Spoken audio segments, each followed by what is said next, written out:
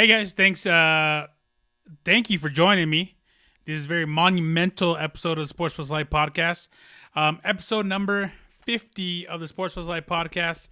It's crazy to think that I've done 50 of these, and only 50 of you have listened. Just kidding. First off, I want to thank you guys who do listen, do tune in, whether it be on YouTube.com/Sports Plus Life, Spotify, Google Podcasts, Apple Podcasts, wherever you're listening to. I really appreciate your listen, and thank you. Because you help out. Only thing you can do is share this bad boy. Share this, hit the bells whenever you can. That way you know when I post a podcast or I post a YouTube video. Both are the same thing. But I appreciate it. Definitely. I know, to talk about 50 episodes, it's crazy to think. October 11th is when I started this. So October 11th was 2019. That is 6, 7, 8 months ago. So people have been pregnant since then. Hold on, 11, 12, 1, 2, 3, 4, 5, 6. Yeah, babies could have been born within that time frame. But maybe someone was conceived through that time. You never know. But I really appreciate you guys who have tuned in. I do have this cool shirt look to commemorate it, and on the back has Mr. AKA and number 50. I'll post it on my Instagram. That way you guys can check it out. Shout out to my friend Edgar, my old coworker Edgar, and he hooked it up, man. He got another shirt for me, one for my niece as well. So shout out to Edgar. He's getting his business up and running, and I will put all the info out when I do get it. I forgot to hit him up before this to get all that. I should have. I just hit him up. I was like, hey, can you make some shirts? He's like, yeah, I got you. But yeah, it's been a cool ride so far. I'm getting a hang of it. We're still a baby. 50 episodes in. By 100, I want 1 million subscribers. I don't give a shit. I want Joe Rogan money by 100 episodes. I want that 100 milli in my bank. Yeah, it's pretty cool. I didn't think I'd get to 50. And very meaningful for me as well today, because today is June 4th. June 4th has a great meaning. It's not just the day that Michael Bisping upset Luke Rockhold to win the middleweight championship, UFC middleweight championship. It's also June 4th. June 4th, 2016. You want to talk about an up and down year for everybody in general. Let's talk about what happened in 2016. Kobe Bryant and Peyton Manning retired, I believe, in 2016. Leicester City won the Premier League with like a 500, something ridiculously 501 odds. And then a bunch of other stuff. I can't even remember. Broncos won the Super Bowl that year. Just a bunch of weird stuff happened that year. I remember 2016. 2016 was when Donald Trump was elected as president. So a lot of crazy up and down stuff happened 2016. But for me, 2016 will be very memorable in the fact that June 4th, 2016, I was admitted to the hospital.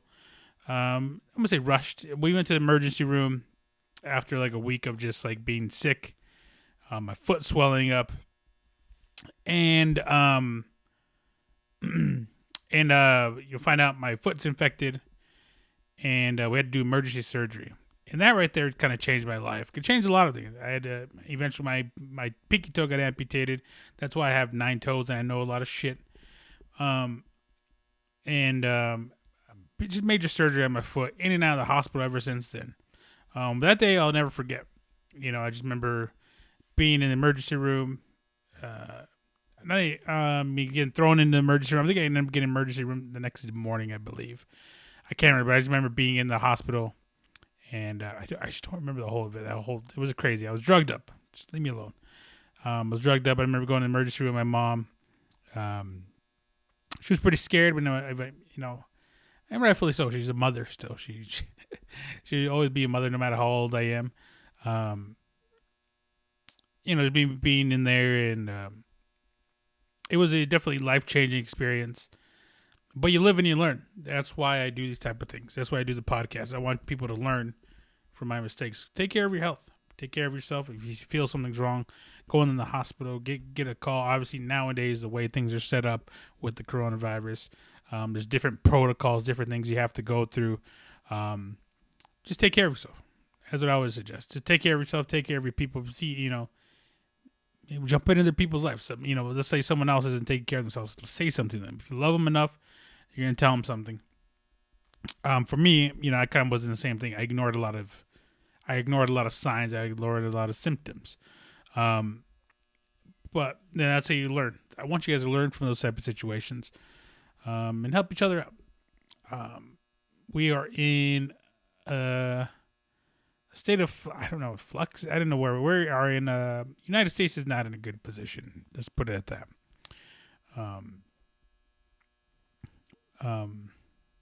I want to throw out an apology to my black brothers and sisters. There are plenty of black brothers and sisters, and just because of how they've been treated, and it's me being a Mexican, Latino. I've experienced racism, but not nearly as to the point that they have. I also want to apologize because I've never spoken on this matter, and the reason why I don't speak on it. It's because my job, and I realized this back in 2016 when I was in the hospital. I think it was over 2 weeks I was in the hospital. That I try to put two and two together. What am I good at? What am I good at? I am good at, I love sports, video games, and I just like being alive. That was what made me realize I love being alive. I thought I was going to lose my foot back then in 2016. And taking life for granted, taking some things for granted. I was like, I just like being alive. So that's where sports plus life comes from. So it came to fruition 4 years ago. But I also realized that my job was to make people smile. I love making people laugh. I love putting people smiles on people's faces. We could use a lot of that right now. But unfortunately, what's going on in the world right now is unavoidable. I have to talk about it. We've let our black brothers and sisters down. A lot of us have. You even talk about what happened yesterday, which is the 3rd of June. Drew Brees' comments, which we'll get to here in a second. You also have James Dolan, the owner of the Knicks, comments, or lack thereof, comments. The systematic racism, police brutality. I don't know how to call it, police brutality on our black brothers and sisters. So much stuff has to stop. And like I said, I usually do not speak on these type of matters when bad stuff like this happens. But it's unavoidable, and I have to talk about it. And I do. And the reason why, so many. Look around. Just take a look around. Go ahead and take a look around. Anywhere you go has something to do with black culture. Look at TikTok. Look at all these dances. Look at, listen, the music. Everyone loves the music now. A lot of rap, hip-hop, R&B, blues. So many, even country music. There's so many different, so much as life is touched by African Americans. Some of this life has been created by African Americans. So I think it's just enough is enough. We got to start treating our black brothers and sisters better. We got to help them out. They need our help.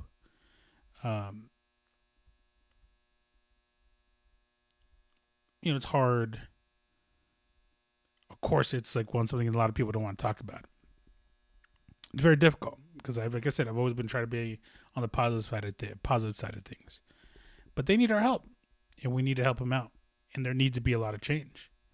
And if you ever worked anywhere, you realize change doesn't start at the bottom; it starts at the top. Change, we're talking about change this year,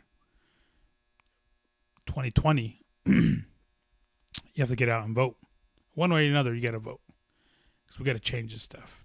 Because at the top, when all this stuff started happening, no one at the top was like, well, these police officers were in the wrong. We got to find justice. No, they said, when the looting starts, the shooting starts. I will deploy military services to each state. If they do not comply, I will do it for them. Blah, blah, blah, blah, blah, blah. It starts at the top, man. And that was on the Most Underrated podcast on Monday, talking about this. We had a great conversation about it. A lot of people chimed in. Great points. But it's very difficult to sit here and not say that the person at the top is not a racist. It's just hard not to say that. It's just hard when everything points to him being a racist. I don't know the man personally. But it's very difficult, given what you see, given what you've heard, that he's not a racist.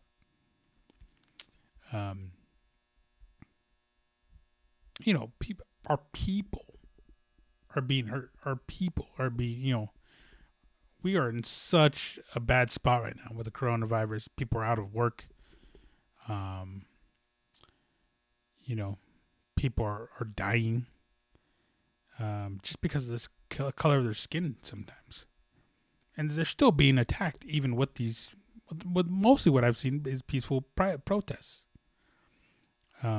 Especially here in Colorado, here in Denver. That's all I've seen is peaceful protests, marching. The bad part about it is that this is, decades, hundreds, centuries of marching. Everyone just wants to be on the equal level.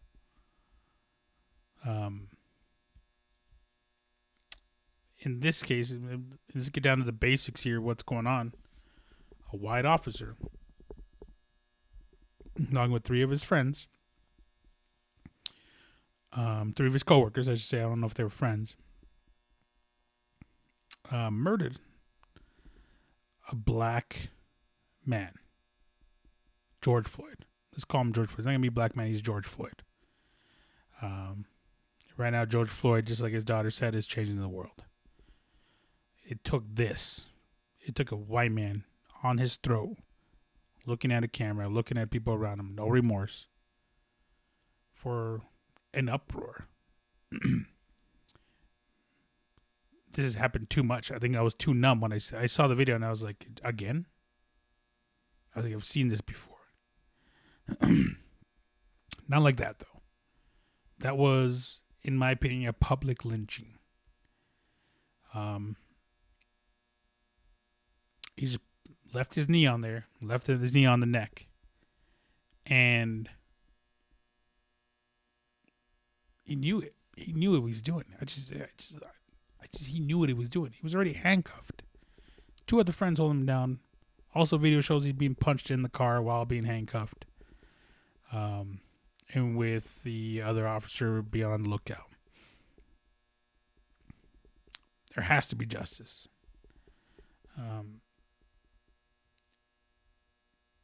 And just recently, and for those people that don't think that there's something good coming out of this, out of these marches, out of these protests, imagine what it took. Just think of what it took for. First, the officer did get arrested last week. I believe it was last Friday. I can't remember. did get arrested, get charged with third-degree murder. Since then, I think yesterday, the other 3 officers have been arrested and charged with aiding and abetting, being complicit. And then the main officer, I can't say his name, I don't care to, got upgraded to second-degree murder from third-degree murder. But look at what's taken. It wasn't just this. It was the murder last month or a couple months ago. Aubrey, man, I can't remember the guy's name. One in Georgia, who was just jogging, got chased down and got murdered. That's what happened. Just because of the color of his skin. But there's progress being made. Slowly but surely, I think with that there's progress being made. But the biggest progress that has to be made and will be in November.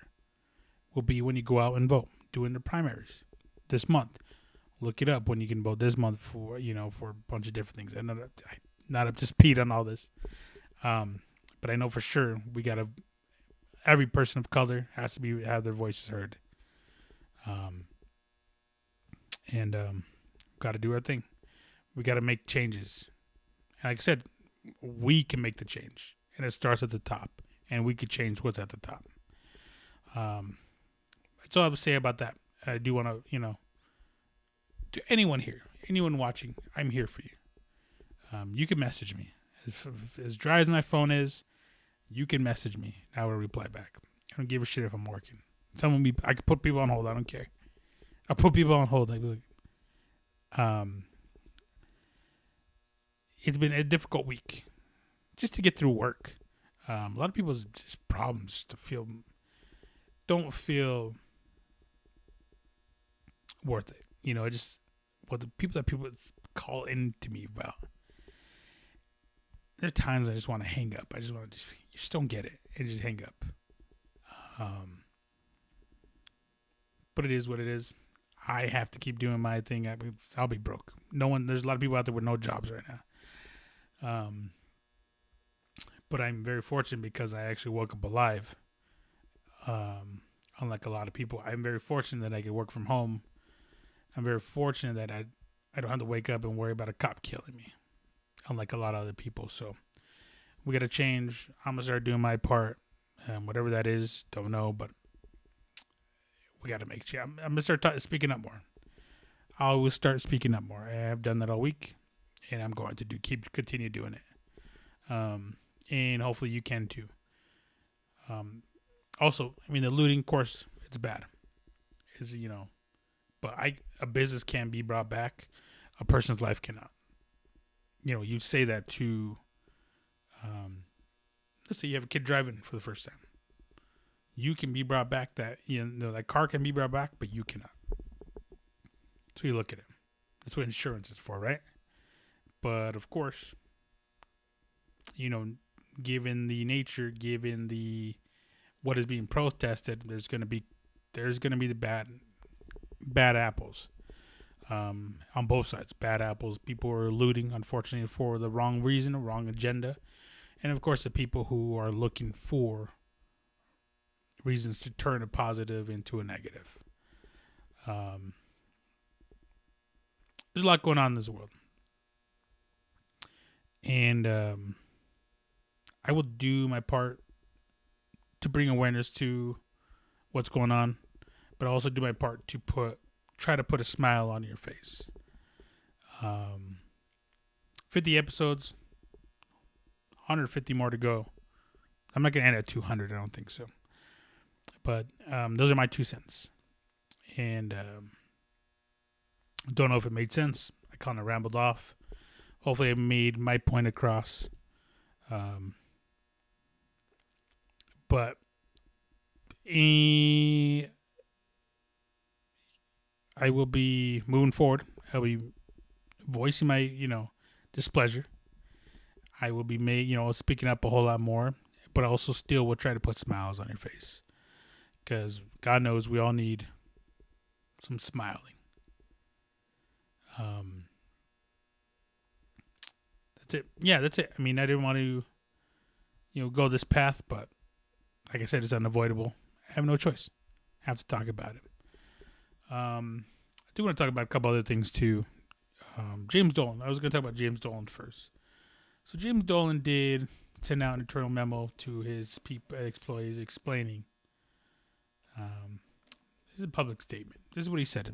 This is what he said, not public, but this is what he said in an email. He would say internally. We know that some of you have asked about whether our company is going to make a public statement about the killing of George Floyd by a Minneapolis police officer. I want you to know I realize the importance of this issue. Therefore, I want you to understand our internal position. This is a turbulent time in our country. The coronavirus and civil unrest have taken their toll on our way of life. We at Madison Square Garden stand by our values of a respectful and peaceful workplace. We always will. As companies in the business of sports and entertainment, however, we are not any more qualified than anyone else to offer our opinion on social matters. What's important is how we operate. Our companies are committed to upholding our values, which include creating a respectful workplace for all, and that will never change. What we say to each other matters. How we treat each other matters, and that's what will get us through this difficult time. So pretty much said, they're not going to put out a public statement, which equals to we're going to be silent about this. Not, we have a team full of African Americans. We stand by them 100%. Not, we will do our part to bring equality to this country, as a historical team they are. A team that just not that long ago, last month. By the way, their biggest fan is probably a black man, Spike Lee. Kind of treated him with disrespect. A man who's gave millions of dollars to that organization, and a lot of stuff surrounding that organization in many, many years. Been their biggest fan. This has been just a shitty organization for quite a while now, and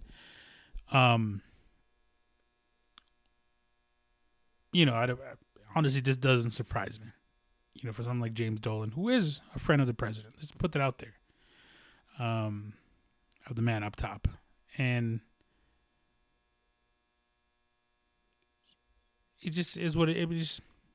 That's what it's. That's it right there. It says it all. Without saying anything, he says a lot. And I know this is internally. It was leaked out. But it says a lot. Of course, he wasn't going to say anything. What do you guys think of a guy like that? James Dolan. He runs it's one of the worst organizations ever. Historically, you want to sit there and think, oh, Madison Square Garden. I said this earlier, tear that place down. You don't need it anymore. Tear it down. It's like a lot of the places have been torn down. You don't need Madison Square. Is that what's this? What's this historical? What's history taught us? Go look through the little pictures they have down there. You're gonna see a bunch of black people there that have made that place so famous. Black boxers, black entertainers, black fighters, black athletes. Muhammad Ali. You're gonna see Michael Jackson. You're gonna see all that.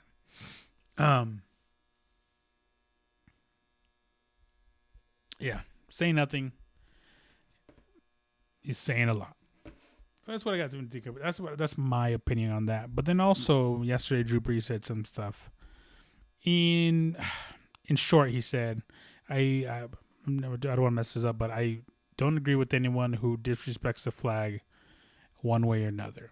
It's kind of what the main piece of what he said. He did say, are we is America in a bad state? Yes, we are. But I think what he did was he's tone deaf. He just doesn't get what's going on. He doesn't get what's being protested. And of course, he reflects on what Colin Kaepernick did, kneeling.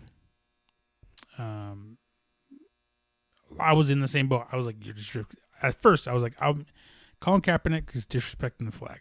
Then I just had to understand where Colin Kaepernick was coming. I had to listen to the man speak. And through different interviews, through different media posts, I get it. I flipped that switch right away.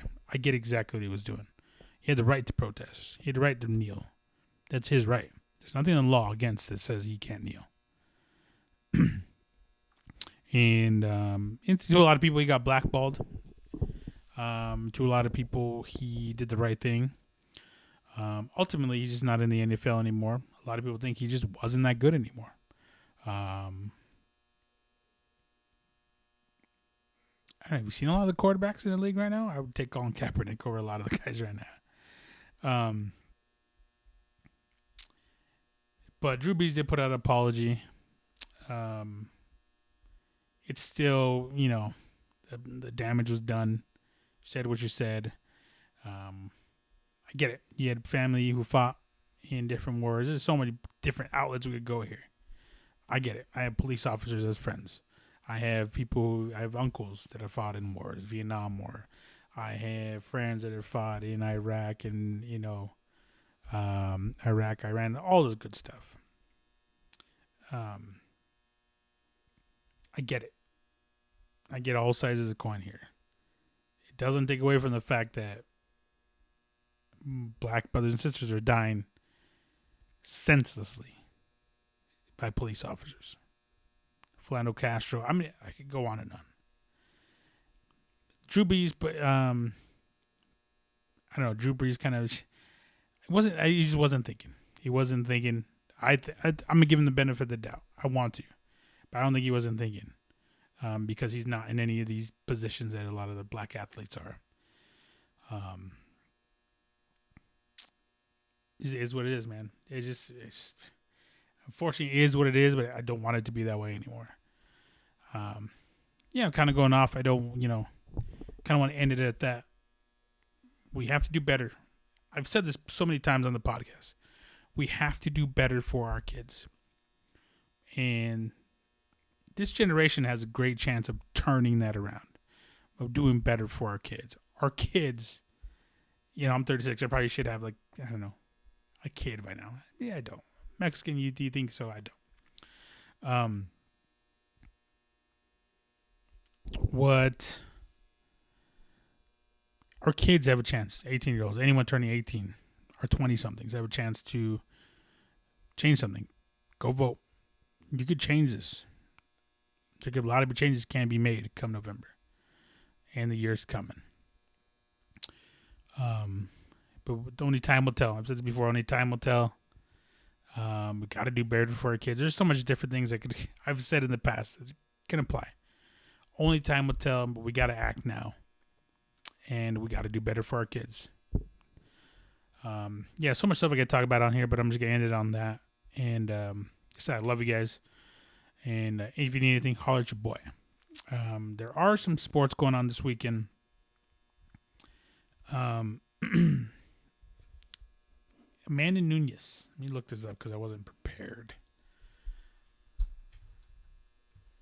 Amanda Nunes, we put on the belt against Felicia Spencer. There it is. Felicia Spencer was only 8-1. I thought she had a better record. Only 8-1. Tough individual, good grappler. Finished her last fight on the ground, I believe. UFC 250. We're going on a UFC Apex. On Saturday, June 6th. So 2 days away. Actually, pretty decent card. Turned out like it started as a very what the fuck is this? We're gonna pay pay-per-view for this. We're gonna pay money for this. It got really bad. Manny Nunes versus Felicia Spencer. Rafael Assunção versus Cody Garbrandt was supposed to happen a long time ago. Got rescheduled. Now it's gonna happen this weekend. Cody Garbrandt's on like a 3 or 4 fight lose streak, I believe. He's been knocked out pretty good on each one.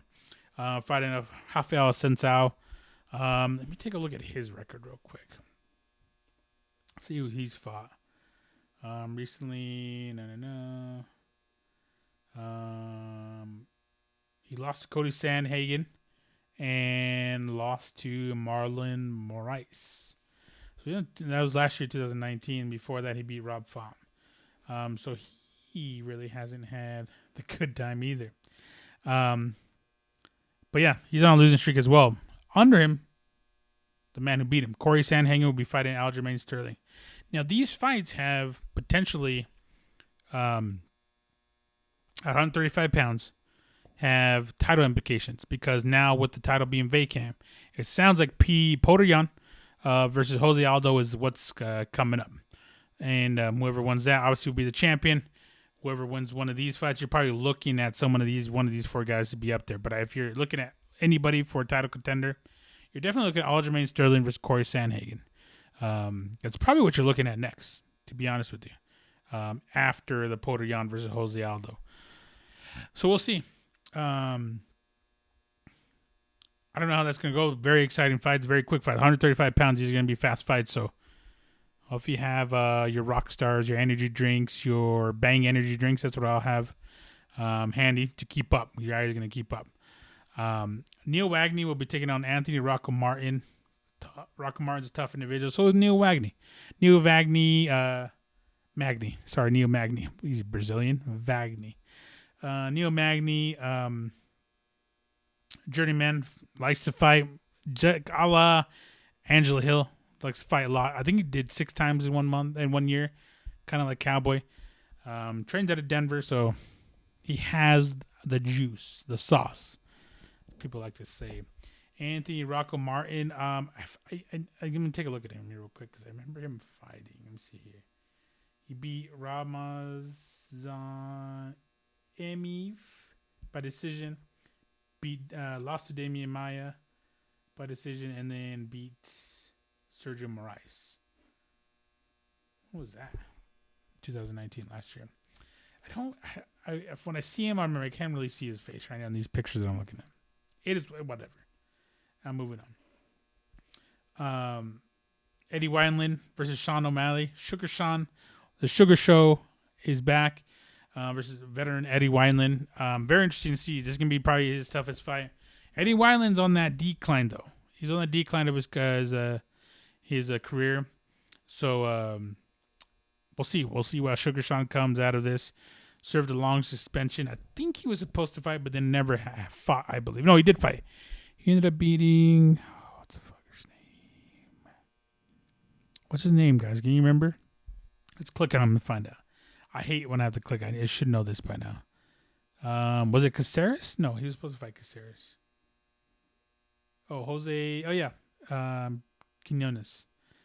Yeah, smoked him. I forgot. Head kick, finished him on the ground. We'll see, man. I know Dana White looks at him and gets a little bit of a chubby because he has apparently he has a different look. Good fighter. We'll see. We'll see what happens, man. He's fought bums up until this point. It's when you start getting up there I think he said this is going to be featherweight, bantamweight, so 135 pounds. So same boat as Cody Sandhagen, Aljamain Sterling, Cody Garbrandt, Rafael Sunsao, Poirier, Jose Aldo. Pretty deep. We'll see what happens. If he gets by Eddie Wineland, I think they're going to start talking bigger fights. You're probably looking at someone like, who was the dude that got that crazy knockdown? It doesn't. My mind's jumbled. I can't remember. Couple weeks, like last month sometime. 250. On the prelims, you have Alex Caceres versus Chase Hooper. Chase Hooper's the other kid who has that weird. He's 19 maybe 20. So not even old enough to drink, but has that look, man. Has that very innocent look to him. By the way, 135? No, it's 135. Let me find this fight. This is a fight I wouldn't mind seeing here. But anyways, yeah, Chase Hooper. I think this fight's going to be at 145 pounds. Chase Hooper is very innocent looking. Very innocent looking. And he has the hair, the Bob Ross hair. Looks like Ben Askren's kid. There's a funny... it's 145 pounds. There's a funny... never mind. I was thinking about something else. I had a funny video of him interviewing Jorge Masvidal. And he looks at him. He's like, "Why'd you do that to my dad?" Talking about Ben Askren. Jorge Masvidal knocking out Ben Askren. He's like, "Oh, that's your dad?" He didn't really believe that it was his dad. It's not his dad. But it was funny, though. He didn't know who he was. You think fighters know each other. They don't really know each other.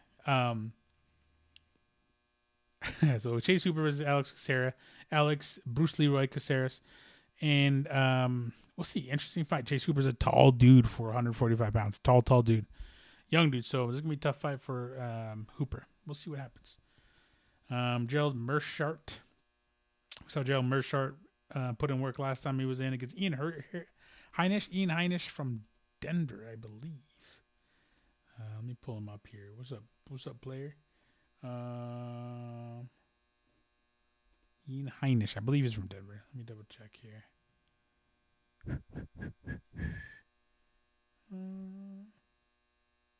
Yeah, I'm pretty sure he fights out of Denver. Yeah, a lot of his fights out. Oh, he fought in Greeley. Oh, I didn't saw that. March 12, 2006. I think that was the same card that Justin Gaethje fought him. Let's see. World Series of Fighting. Justin Gaethje. Crazy. I didn't know that. I fought in Greeley. That's where I'm from. If you guys didn't know that. A lot of you do because only 10 of you listen. Fought in Loveland. Where is he from? Career. Background.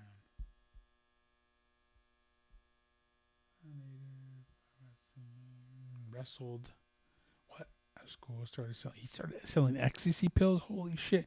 To keep up with his lifestyle after his parents lost their health and got divorced. He was arrested for selling 2,000 ecstasy pills and headed to Amsterdam to avoid jail sentence.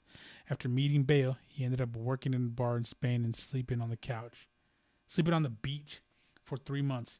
Not long after, Heinisch started drug trafficking from South America to Spain and got caught on one of his trips when Spanish immigration officer found 1 kilo of cocaine on him. Heinisch ended up in prison for 3 months. Is that what I said? Wait.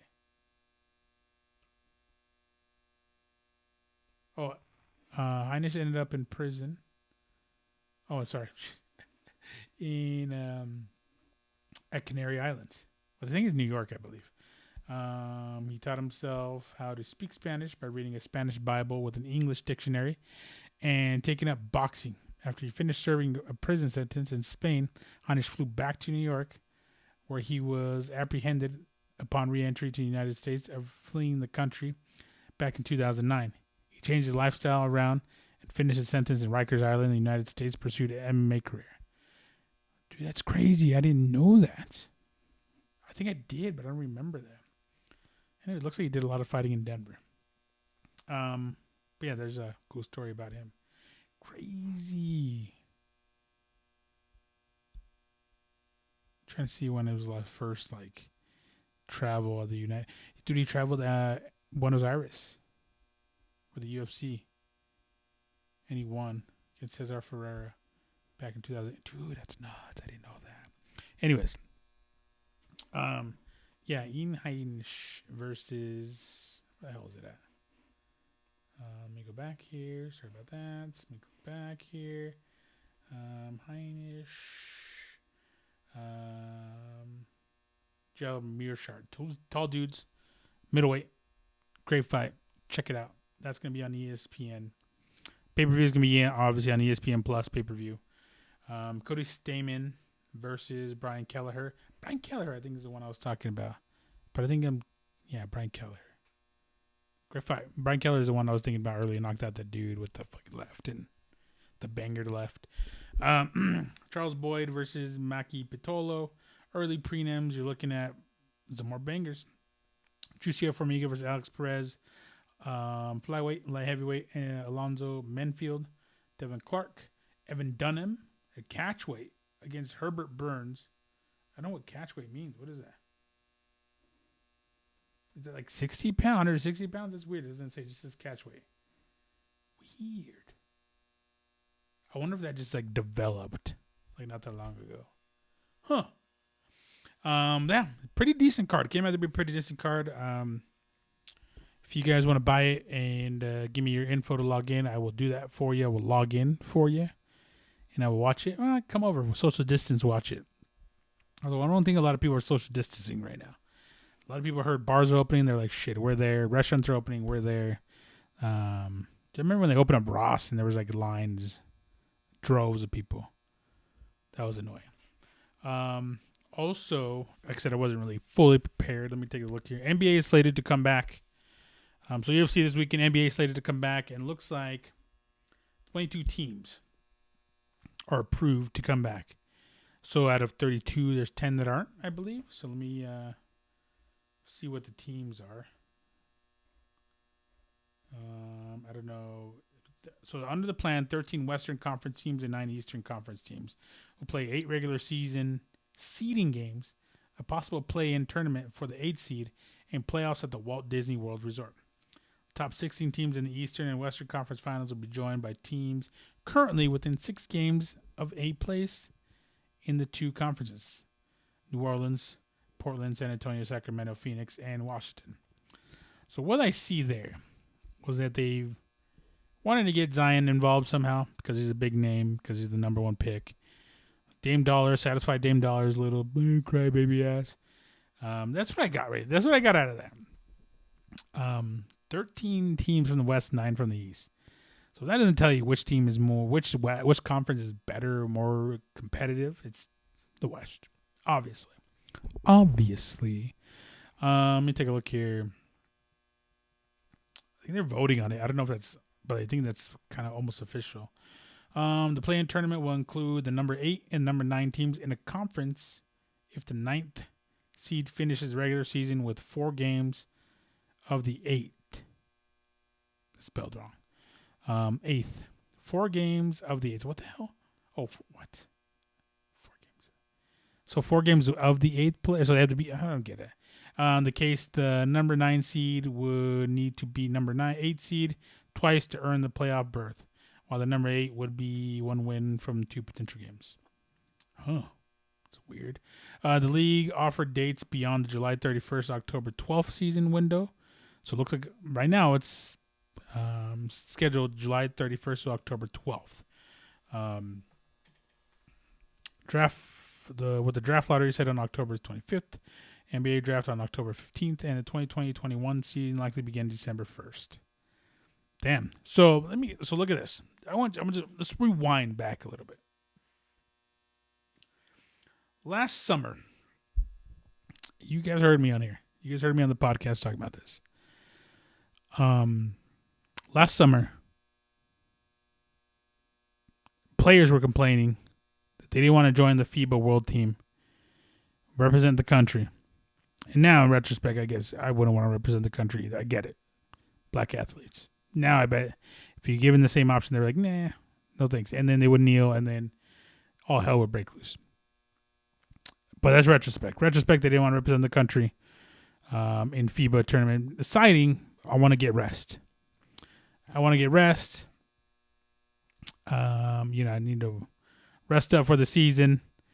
People like CJ McCollum, people like Dame Lillard, people like Russell Westbrook. Who else? I can't remember. But big teams like that. I don't even know if like Kawhi Leonard was even offered. And same thing, Kawhi Leonard, king of, was it time management, game management? They said they wanted more rest. Started playing. Something like the Trailblazers were like dead last, like 13 games in. Now they've worked their way up to like 8th, I believe. Something like that. I think that's where they're at. Maybe in last. I can't remember. They worked themselves up to that spot. And then the coronavirus hit. And then they haven't played in, 3 months? They've gotten plenty of rest. Hopefully they've been working out. They got plenty of rest, and I think they still need like another month of fucking training camps or shit like that. But still, man, even after everything, and then even Dame Lillard came out and said, "Well, I'm not going to be playing during the coronavirus." Blah blah blah, and he called this an uprise as well. Well, there's some people who can't work, and you don't want to work because of this, and some people have to work because of this. Blah blah blah. This type back and forth. But I think Dame Lillard and stuff like that, guys like that, already showed their colors, where they would be in this play. I kind of figured he wouldn't want to play anyways. Guy really hasn't done much as far as NBA. He's hit a couple game winners. Cool. Where'd you go with those game winners? I don't think you've won a championship. CJ McCollum, no Olympic medals. That's why I was so glad when The Last Dance came out and made you realize who what it takes to be a winner. Constantly grinding, playing back-to-back seasons, winning a championship, winning a gold medal, only having a week off between the two, and then getting back into work after the gold medal, and then winning another championship, a third championship. That's what it takes. So it's very obvious. A lot of guys don't have what it takes. And what you see here, 13 teams from the West, 9 teams on the East, has a lot to do with money. Has a lot to do with, in my opinion, crybabies. So there's a lot of people who are like, well, we're here and we're there and blah, blah, blah, blah, whatever. So still, will I watch? I don't know. Just the Nuggets. I know the Nuggets are going to be part of this. There's one of the teams that have been invited. But that's probably about it. I mean, it's going to be tournament styles. It's going to be a very going to try people. This is going to see who's ready, who's not, who's real, who's not. This is what's going to be. This is what's going to happen. They're going to play a lot of games within a small time frame. It's going to separate the men from the boys. So we'll see who's ready and who's not. I'm just glad we don't have to deal with the whole. I know we still might. The whole well, look at me, look how I look how I dress. I don't care if like Russell Westbrook comes in looking like a fucking construction worker, YMCA worker, whatever. I just hope it's just bang, bang, bang games. That's all it is. I just hope it's games. That's all I want. I don't care about all the other stuff. We'll see. Premier League is set to come back June 17th, so a couple more weeks for the Premier League to come back, and I'm very, very excited for that. I didn't talk about I didn't have my own podcast. Like I said, I have a mashup podcast with filling in for Antonio Dal for Dallas, filling in with Thomas, the franchise on the Most Underrated podcast. So go check it out. I'll link it in the bio. With everything going on, I didn't promote it. I didn't put it out there. I just uploaded it. That's it. That's all I have, man. That's all I have right now. Little sports, but they're all sports going on right now. Still NASCAR going on. I saw soccer last night for the first time, Costa Rican soccer. The last time was pretty cool. And then baseball's been going on, Korean baseball. Baseball is a sport in the United States I'm just not going to talk about. I just won't. It doesn't matter to me anymore. It just, you want to talk about clusterfuck. Baseball's a clusterfuck. Is what it is. When it started being about the money, that's what happens. But that's where you are. That's where they want to be. That's where you're going to be. And these owners are fucking over everybody because they want their pockets deeper. They want to take more of the cut. Whatever. We're not going to talk about it. We've already been in, I'm trying to be as positive as possible. Where the state is and the world is a worldwide thing. Everyone's protesting what's been going on everywhere. Paris, Australia, New Zealand, Germany, London, in UK and stuff like that. London, UK. It's a global thing. So I'm going to do my best to put smiles on your faces. Try to keep you at ease. But also we need to make changes. And like I said, the biggest change you can make is voting in November. So that being said, I want to thank you guys. I want to shake your hands, give you guys hugs. Thank you guys for tuning in. I appreciate you guys tuning in for the 50th episode of the Sports Plus Live podcast. Here's to 50 more. I love you guys. Take care of yourselves. And I will see you guys episode number 51. Is that Ichiro? We'll find out. Ichiro, I think. Ichiro episode.